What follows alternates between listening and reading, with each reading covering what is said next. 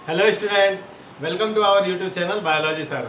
उम्मीद है आप सब लोग ठीक ठाक होंगे। हम भी तो आज बहुत मस्त हैं। उम्मीद है आप सब लोग भी मस्त होंगे। देखिए, पिछले वीडियो में आप लोगों ने क्या पढ़ा था, एंडोप्लाज्मिक रेटिकुलम और गाल्जी काय के बारे में आपने पढ़ लिया था। नेक्स्ट जो कोशिकांग है आज हम पढ़ेंगे राइबोसोम के बारे में। अगर आपने पिछला वीडियो हमारा नहीं देखा है तो आपको इस वीडियो के डिस्क्रिप्शन में पिछले वीडियो की लिंक्स मिल जाएंगी, आप वहाँ से जाके उसको देख सकते हैं। तो ज़्यादा टाइम बर्बाद ना करते हुए चलिए आज का टॉपिक शुरू करते हैं। आज का टॉपिक हमारा क्या है, राइबोसोम। ये भी एक बहुत महत्वपूर्ण कोशिकांग है जिसको प्रोटीन की फैक्ट्री के नाम से जाना जाता है। इसी के बारे में आज हम डिस्कस करेंगे कि राइबोसोम क्या होता है, कैसा होता है, इसका क्या कार्य होता है, सभी चीज़ें और कितने प्रकार की होती हैं। तो चलिए शुरू करते हैं राइबोसोम के बारे में। आप हेडिंग लगाएंगे पहले राइबोसोम।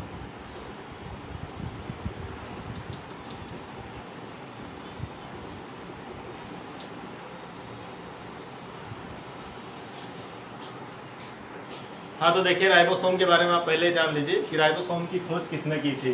तो पहला पॉइंट रहेगा, राइबोसोम को सर्वप्रथम रॉबिन्सन तथा ब्राउन नामक वैज्ञानिक ने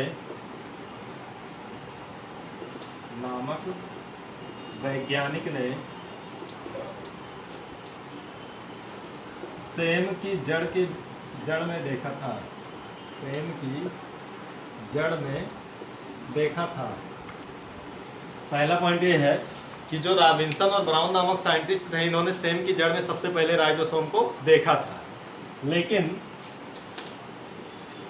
पैलाडे नामक वैज्ञानिक ने, एक साइंटिस्ट थे पैलाडे नामक वैज्ञानिक ने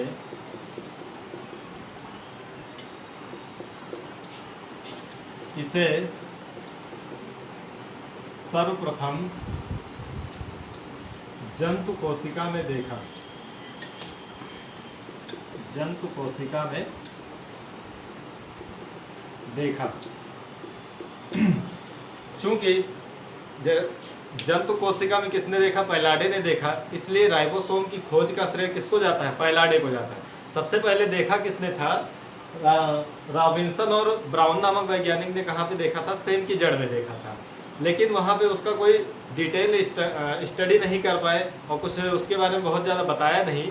इसीलिए इनका केवल बस इतना चर्चा किया जाता है कि इन्होंने सबसे पहले सेम की जड़ में देखा था। सेम एक सब्जी होती है, आप लोग देखे होंगे।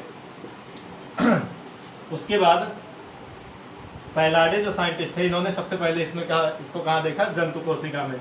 अब जब इन्होंने इसको जंतु कोशिका में देखा तो इसीलिए इन्हें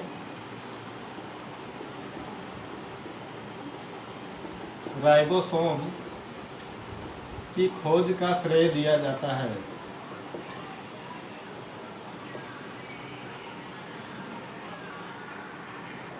तो आप जो है पहले इन पॉइंट्स को नोट करेंगे कि राइबोसोम को सर्वप्रथम रॉबिन्सन तथा ब्राउन नामक वैज्ञानिक ने सेम की जड़ में देखा। यानी कि सबसे पहले किसने देखा था, रॉबिन्सन और ब्राउन ने। फिर पैलाडे जो थे, उन्होंने इसको जंतु कोशिका में सर्वप्रथम देखा था। इसीलिए इन्हें, यानी कि पैलाडे को, राइबोसोम की खोज का श्रेय दिया जाता है। आप इतने पॉइंट्स नोट करिए। नेक्स्ट पॉइंट आप लिखेंगे,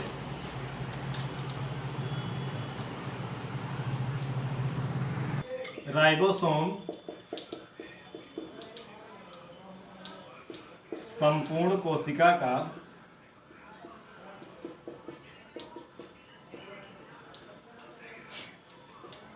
कलाविहीन कोशिकांग होता है। कलाविहीन तथा सबसे छोटा कोशिकांग होता है। सबसे छोटा कोशिकांग होता है। नेक्स्ट पॉइंट ये है कि जो राइबोसोम होता है, ये पूरी कोशिका में एक ऐसा कोशिकांग होता है जिसके ऊपर कोई आवरण नहीं पाया जाता, कलाविहीन होता है और सबसे छोटा कोशिकांग होता है। राइबोसोम का जो व्यास होता है, राइबोसोम का व्यास 250 एंगस्ट्रॉम होता है। इतना। नेक्स्ट पॉइंट क्या है कि राइबोसोम संपूर्ण कोशिका का एक ऐसा कोशिकांग होता है जो कलाविहीन होता है, यानी कि कोई भी उस पर आवरण नहीं पाया जाता, और सबसे छोटा कोशिकांग होता है। दूसरा है राइबोसोम का व्यास 250 एंगस्ट्रॉम होता है, 250 एंगस्ट्रॉम होता है। नेक्स्ट क्या है कि इसके आकार के आधार पर राइबोसोम को 2 भागों में बांटा गया है, या आप ऐसा कह सकते हैं राइबोसोम 2 प्रकार के होते हैं।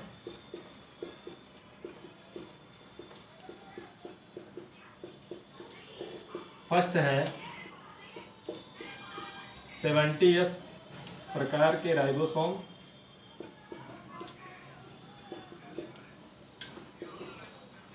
और नेक्स्ट है 80S प्रकार के राइबोसोम।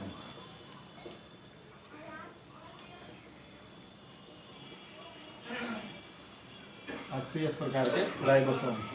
देखिए जो राइबोसोम है वो आकार के आधार पे 2 भागों में बांटा गया, एक 70S यानी कि 70S प्रकार का राइबोसोम और दूसरा 80S प्रकार का राइबोसोम। इतने पॉइंट्स आप नोट करेंगे, आगे हम आपको बताएंगे कि यस का मतलब क्या होता है, जो यस होता है। पहले आप इन पॉइंट्स को नोट कर लीजिए, फिर आप फर्स्ट हेडिंग लगाएंगे 70S प्रकार राइबोसोम।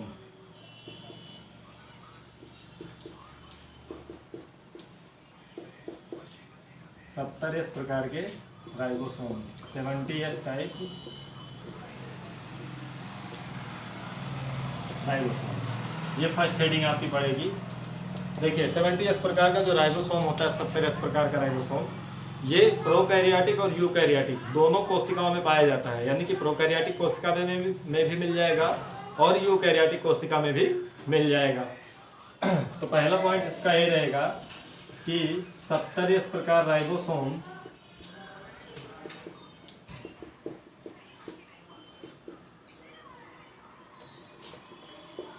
प्रोकैरियोटिक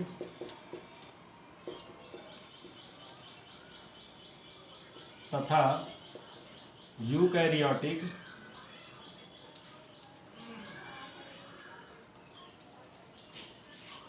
दोनों प्रकार की कोशिकाओं में पाया जाता है। दोनों प्रकार की कोशिकाओं में पाया जाता है।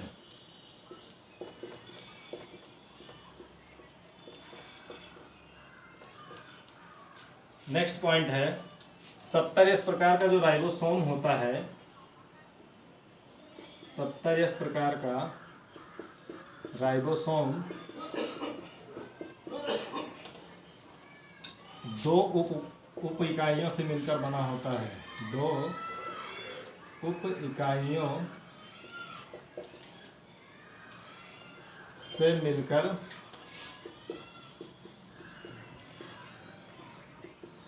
बना होता है। जो पहली उप इकाई होती है वो होता है 50S, और जो दूसरी उप इकाई होती है वो होता है 30S। ठीक है, देखिए जो 70S प्रकार का राइबोसोम होता है ये प्रोकैरियोटिक और यूकैरियोटिक दोनों कोशिकाओं में पाया जाएगा, और जो 70S प्रकार का राइबोसोम होता है ये 2 उप इकाई से मिलकर बना होता है। एक तो 50S रहेगा, एक 30S। आपको यहाँ पे जोड़ना नहीं है, 50S और 30S ये आपस में मिलके जो है 70S टाइप का राइबोसोम बनाते हैं। ठीक है, और यहाँ पे देखिए जो यस है, यस का मतलब होता है सेप्टबर्ग। ये एक साइंटिस्ट थे सेप्टबर्ग ने ही राइबोसोम की यूनिटों को जो है विभाजित किया था और पता लगाया था कि कौन सा राइबोसोम किस किस यूनिट से मिलकर बना होता है। और जब उन्होंने डिवाइड कर लिया तो उन्होंने अपने नाम के आधार पे क्या किया, इस यूनिट के आगे अपने नाम का पहला अक्षर इन्होंने रख दिया यस, और इस यस का मतलब होता है सेप्टबर्ग। इसको सेप्टबर्ग यूनिट कहा जाता है, सेप्टबर्ग इकाई कहा जाता है। तो आप पहले इतने पॉइंट्स नोट करेंगे कि 70S प्रकार का राइबोसोम प्रोकैरियोटिक और यूकैरियोटिक कोशिकाओं में पाया जाता है, और ये 2 इकाइयों से मिलकर बना होता है, 50S और दूसरा 30S। ठीक है, नोट कर लीजिए।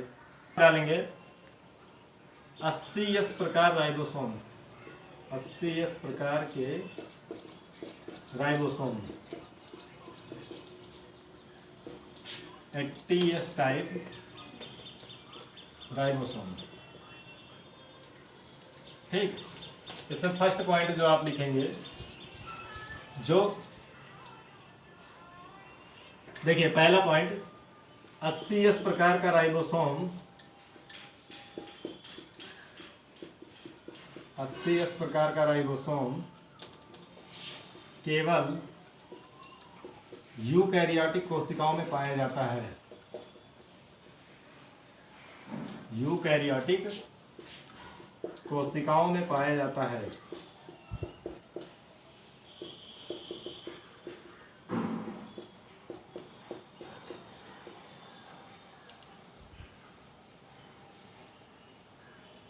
ठीक है, पहला पॉइंट यही रहेगा।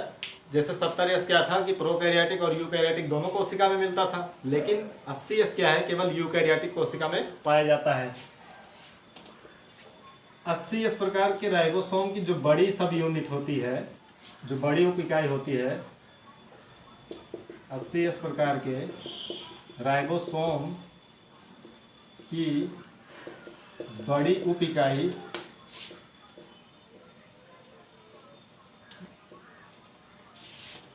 60S तथा छोटी उप इकाई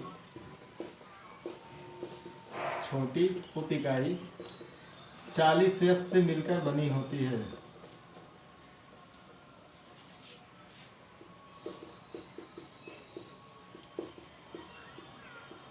ठीक, जो 80S प्रकार का राइबोसोम होता है, इसकी जो बड़ी उप इकाई होती है वो 60S की रहती है और छोटी उप इकाई क्या होती है, 40S की रहती है।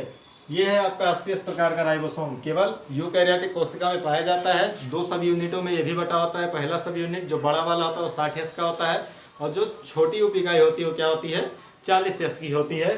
तो इस पॉइंट्स को भी आप नोट कीजिए। इसके बाद हम राइबोसोम के स्ट्रक्चर के बारे में थोड़ा सा पढ़ेंगे कि राइबोसोम आखिर में होता क्या, कहाँ कहाँ मिलता है, मतलब उसका काम क्या है।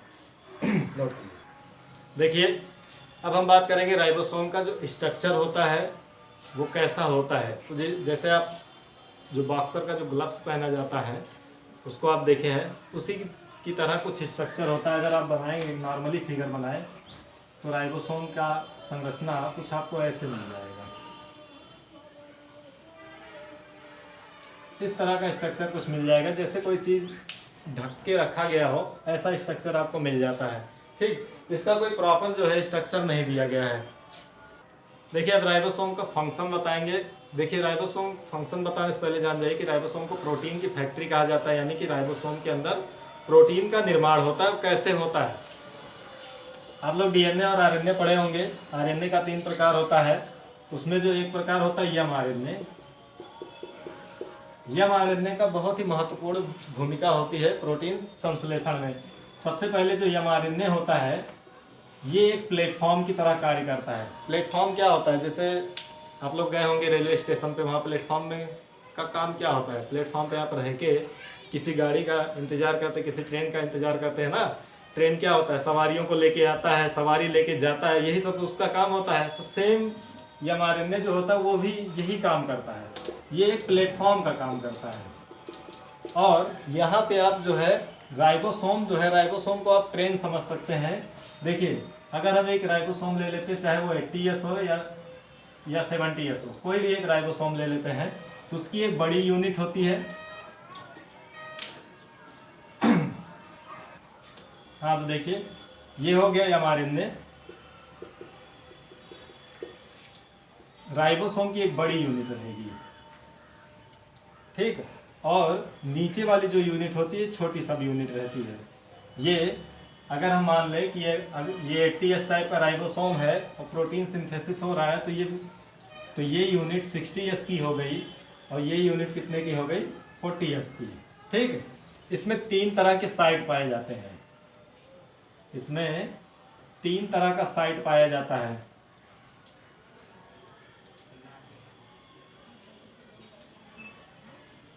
राइबोसोम के अंदर इस साइट को कहा जाता है ए साइट, इस साइट को कहा जाता है पी साइट, और इस साइट को कहा जाता है ई साइट। अगर कोई आपसे पूछे कि प्रोटीन क्या होता है, तो सिंपल में जिसको पता होगा वो कहेगा कि प्रोटीन अमीनो अम्लों के बहुलक होते हैं। बहुलक का मतलब ढेर सारे अमीनो अम्ल क्या हो, आपस में एक दूसरे से मिलकर ढेर सारी एक लंबी श्रृंखला बनाए हो, तो वही होता है अमीनो अम्लों का बहुलक, जिसमें अमीनो अम्ल बहुत ज़्यादा आए हों।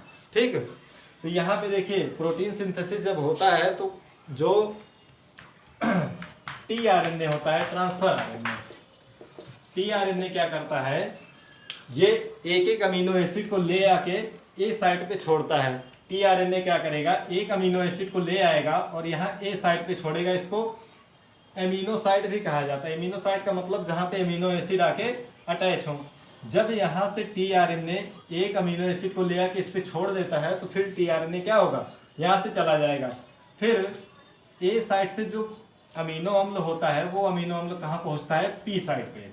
पी साइट पे जब पहुँच जाता है तो यहाँ पे श्रृंखला बननी शुरू हो जाती है। एक एक अमीनो एसिड ऐसे जुड़ता चला जाएगा और पॉलीपेप्टाइड श्रृंखला बनती चली जाएगी, यानी कि इसको पेप्टाइड साइट कहा जाता है, पेप्टाइड श्रृंखला कहा जाता है।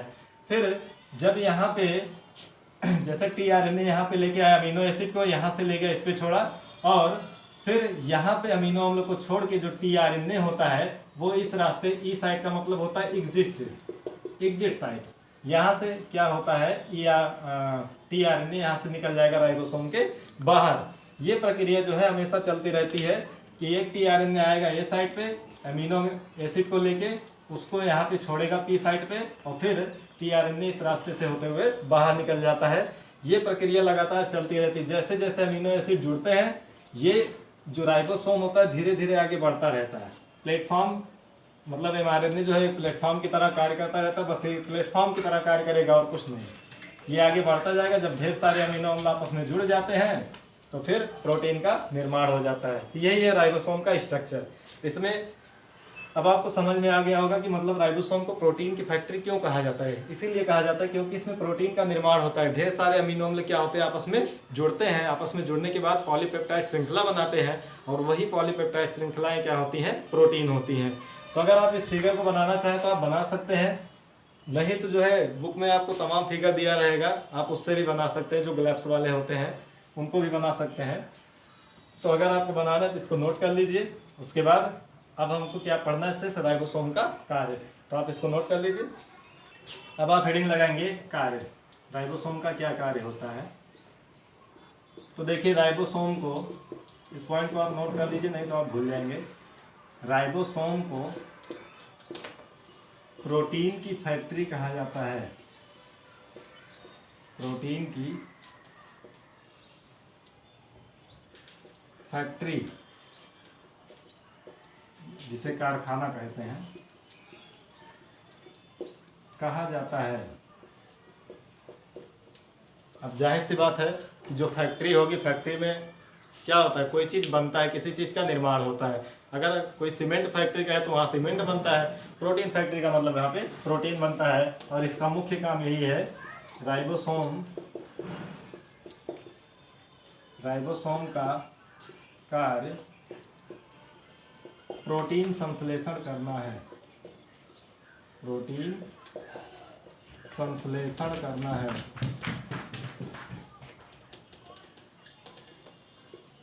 यही इसका मुख्य काम है। राइबोसोम को प्रोटीन की फैक्ट्री कहा जाता है, और राइबोसोम का मुख्य कार्य क्या है, प्रोटीन का संश्लेषण करना है। ये था आज का हमारा वीडियो राइबोसोम का। इससे ज़्यादा राइबोसोम में कुछ नहीं है। आप जो है राइबोसोम के बारे में वीडियो को देखिए, पूरा पढ़िए। अगर आपको वीडियो पसंद आया हो तो वीडियो को आप लाइक करना ना भूलें। और हाँ, जैसे कि जो क्वेश्चन लास्ट में दिया जाता है वो क्वेश्चन अब हम आपको देंगे। उससे पहले आप इन दोनों पॉइंट्स को नोट कर लीजिए, फिर क्वेश्चन देते हैं। देखिए, ये वे क्वेश्चन आपको दे दिए गए हैं जो आपके स्कूल्स में, कॉलेज में, कंपटीशन में पूछे जा सकते हैं। चलिए देखिए, पहला क्वेश्चन क्या है, राइबोसोम की खोज किसने की। आपको ये बताना है राइबोसोम को किसने खोजा था। दूसरा है राइबोसोम कितने प्रकार का होता है, ये भी आपको बताना है, राइबोसोम कितने प्रकार का होता है। नेक्स्ट है राइबोसोम की उप इकाइयों में यश का क्या अर्थ होता है। जो राइबोसोम की उप इकाइयाँ होती हैं उसमें यश का मतलब क्या होता है। नेक्स्ट है राइबोसोम का क्या कार्य है। पांचवा क्वेश्चन है प्रोटीन का कारखाना किस कोशिकांग को कहा जाता है। किस कोशिकांग को प्रोटीन का कारखाना या प्रोटीन की फैक्ट्री कहा जाता है। लास्ट क्वेश्चन जिसका आंसर आपको कमेंट करना वो है ये है कि कोशिका में पाए जाने वाले सबसे छोटे कोशिकांग का नाम लिखिए। यानी कि कोशिका में जो सबसे छोटा कोशिकांग पाया जाता है उसका आपको नाम लिखना है। तो इन क्वेश्चंस को आप नोट कर लीजिए, उसके बाद नोट कीजिए। उम्मीद है आप लोग क्वेश्चन नोट कर लिए होंगे। तो यहीं पे आज का वीडियो जो है हम अपना ख़त्म करते हैं। अगर आपको वीडियो पसंद आया तो वीडियो को लाइक कीजिए। चैनल को जो है अगर आपने अभी तक सब्सक्राइब नहीं किया तो चैनल को सब्सक्राइब कर लीजिए और अपने फ्रेंड के साथ शेयर ज़रूर कीजिए। वीडियो को शेयर कीजिए जिससे और भी बच्चे क्या है उनको नॉलेज मिलता रहे। तो इसी के साथ आज का वीडियो हम अपना ख़त्म करते हैं। आप लोग पढ़ाई करते रहें। All the very